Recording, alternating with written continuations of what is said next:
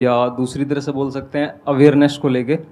जैसे किसी भी काम पे जो ध्यान लगाने की कैपेबिलिटी होती है वो डिफर करती है पर्सन टू पर्सन। मुझे पूछना था क्या कोई इसका बायोलॉजिकल बेसिस भी है या सिर्फ प्रैक्टिस पे डिपेंड करता है कि किसी की प्रैक्टिस थोड़ी कम है और किसी की ज़्यादा? कई ऐसे एक्सरसाइजेज है जो आपको हेल्प करती है कंसंट्रेशन के लिए।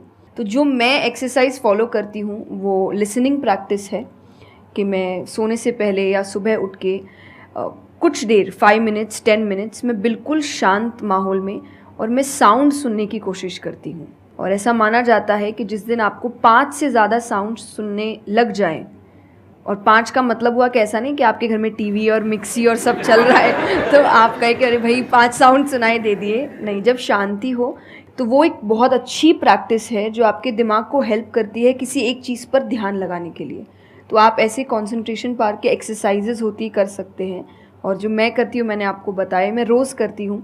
अभी तक मैं 3 से आगे बढ़ी नहीं हूँ, लेकिन आई होप जल्दी 5 आवाज़ों से ज़्यादा सुनाई देने लग जाए।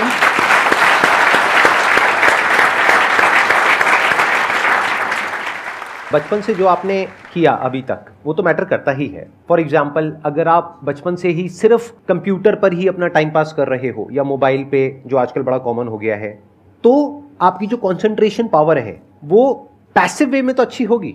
यानी कि अगर कोई कंटेंट है उसको आप कंज्यूम कर रहे हो तब तो आपका माइंड वहां पर लग जाएगा, लेकिन जब खुद ध्यान लगाने की बारी आएगी तो आप नहीं लगा पाओगे।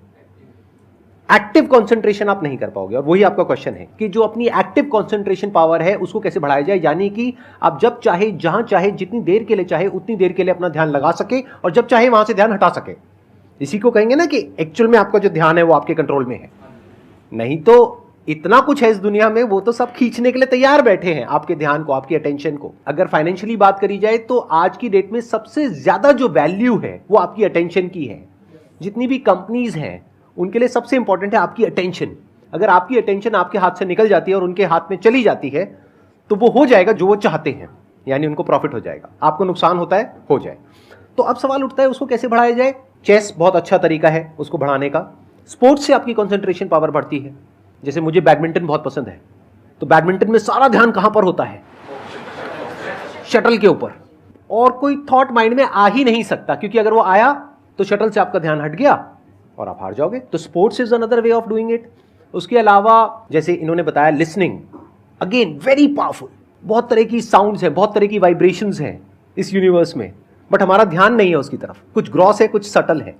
तो जैसे जैसे हम सटल जाते हैं तो ऐसी बहुत सारी वाइब्रेशंस हमारी पकड़ में आती है जो नॉर्मली लोगों की पकड़ में नहीं आ पाती है। क्यों? क्योंकि उनका ध्यान 2 जगह पे होता है, या तो इस दुनिया में जो कुछ हो रहा है वहां पे होता है, या फिर अंदर जो थॉट चल रहे होते हैं वहां पे होता है। इसके अलावा और कहीं नहीं होता है। तो उन वाइब्रेशंस को सुनने के लिए हमको कानों की भी जरूरत नहीं है। इवन विदाउट योर ईयर्स, अपने कान बंद करके भी आप सुन सकते हो उन साउंड्स को। तो शुरुआत वहां से करो, धीरे धीरे आप देखोगे आपका जो ध्यान है वो आपकी पकड़ में आने लग जाएगा।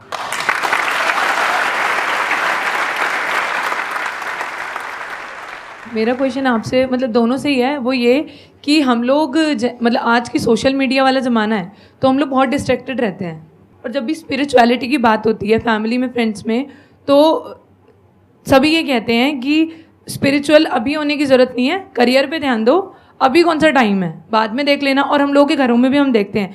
तो मैम ये चीज़ कैसे, मतलब उनको कैसे समझाई जाए कि ये चीज़ कितनी इम्पॉर्टेंट है और उसकी इम्पोर्टेंस क्या है?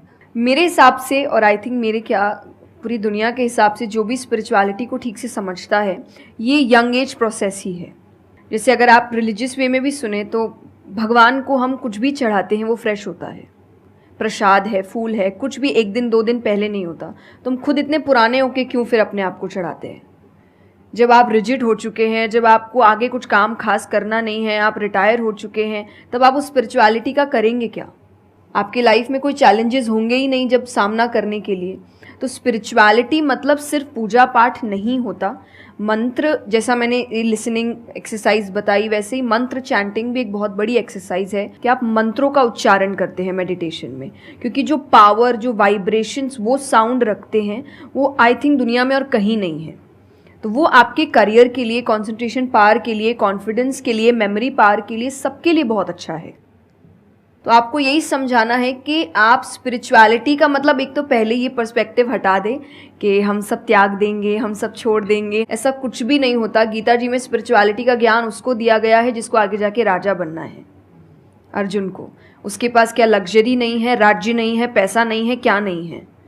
तो अध्यात्म का मतलब कभी भी नहीं होता सब कुछ छोड़ देना, सबके बीच रहना है, पर इस तरीके से रहना है कि वो आप पर हावी ना हो हर चीज़। यही आध्यात्म है, यही स्पिरिचुअलिटी है कि बाहर की चीज़ें यहाँ